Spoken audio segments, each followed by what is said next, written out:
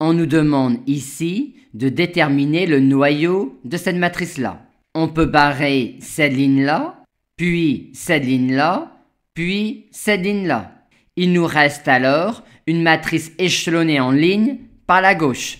Mais on va réorganiser l'ordre des lignes pour que les rectangles rouges apparaissent du plus à gauche au plus à droite. Le rang de cette matrice est 3. Aussi la dimension de ce noyau est 6 moins 3, 3. Donc, pour déterminer une base de ce noyau, il nous reste à exhiber une famille de 3 colonnes appartenant au noyau et formant une famille libre. On va effectuer pour cela des achats de colonnes de la matrice qui donnent la colonne nulle.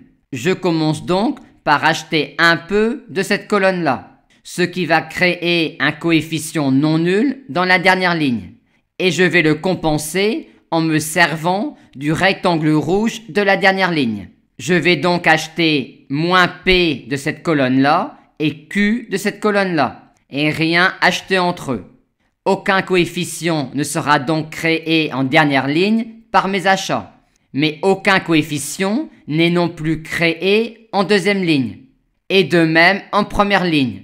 Je n'achète donc rien ici et là. Je commence maintenant mes achats en achetant un peu de cette colonne-là, ce qui va créer aucun coefficient en dernière ligne, mais qui va créer un coefficient en seconde ligne. Et on va alors utiliser le rectangle rouge de cette ligne-là pour compenser le coefficient créé. Je vais donc acheter 1 de cette colonne-là et moins 1 de celle-là, et rien entre eux. Mes achats n'ont rien alors créé en dernière ligne et en seconde ligne, mais rien non plus en première ligne. Je n'achète donc rien ici. Je commence maintenant mes achats en achetant un peu de cette colonne-là, ce qui ne crée rien en dernière ligne, rien en seconde ligne et un peu en première ligne.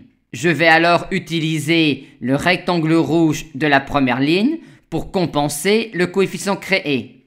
Je vais donc acheter Q fois cette colonne-là et moins P cette colonne-là et rien acheter entre eux.